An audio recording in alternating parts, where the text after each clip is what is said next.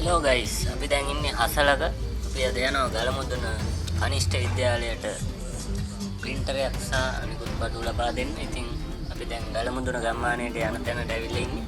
අපේ කට්ටිය බඩු පැක් කරගෙන ට්‍රැක්ටරේ තමයි යන්නේ අද ගලමුදුන ගම්මානයට. ඉතින් දුෂ්කර ගමනක්.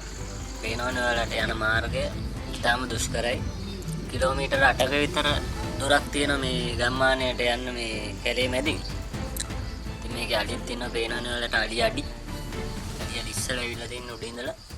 ඉතින් අමාරු මාර්ගේ අපි මලවල් වල වැටි බැහැ ගියා. ඉතින් මෙන්න මේ වගේ ලස්සන දියැලිත් තියෙනවා යන මාර්ගයේ.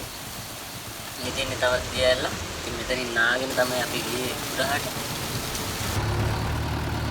මාර්ගය නම් ඉතාම දුෂ්කරයි. ඉතින් පැය දෙකමාරක් වගේ ගිහිල්ලා අපි ගලමුදුන ගම්මානයට ආවා. ඉතින් අපේ කට්ටිය උයන්න ලෑස්ති වෙලා ඉන්නේ. ඉතින් අපි රාත්‍රී භෝජන සංග්‍රහයකුත් දෙනවා ගමේ කට්ටියට අද.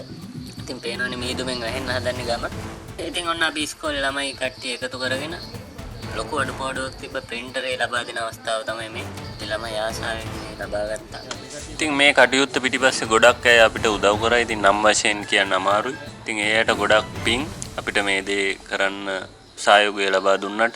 ඔයාලගේ ආධාර උපකාර තමයි මේ ගමනට අපිට ශක්තියක් වුණේ. ඉතින් අපි මාසයක් ඇතුළත මේ දේ කරන්න අපිට පුළුවන්කම ලැබුණා.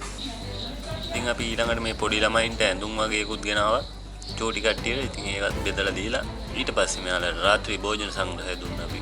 ඉතින් මෙයාලට මේ වගේ කෑම වේලක් රස විඳින්න ඉන්නේ බොහොම කලාතුරකින්. ඉතින් මේ ගලමුදුන ගම්මානයේ ජනතාව ඉතා දුෂ්කර ජීවිතයක් තමයි මේ ගත කරන්නේ මේ ගම්මානයේ ඉඳලා. ඉතින් අපි නැවත වතාවක් ස්තුතිවන්ත වෙනවා මේ කිඳිල්පිටිය ෆැල්කන් ක්‍රීඩා සමාජයට මෙවැනි ප්‍රජා සත්කාරයක් කිරීම පිළිබඳව මේ ගලමුදුන ගම්මානයට. ඉතින් මේ ප්‍රජා සත්කාරය කරන්න සහභාගී වෙච්ච සැමටත් ඒ වගේම උදව් උපකාර කළ ඔබ සැමටත් ස්තුතිය පුද කර සිටිනවා මේ කිඳිල්පිටිය ෆැල්කන් ක්‍රීඩා සමාජය වෙනුවෙන්.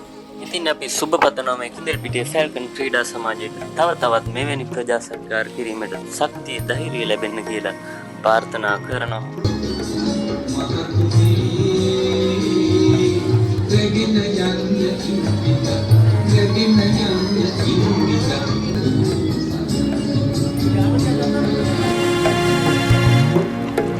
පේනවනේ ඔයාලට ගමේ ජනතාව විසිරෙන ආකාරය ඔවුන්ගේ මුහුණවල තියෙන සතුට. ඉතින් මේ දුෂ්කර ගම්මානයේ ඉඳලා අපි සමුගන්නවා මේ කැම්පින් විත් වයිෆ් ගලමුදුන ගම්මානයේ සිට.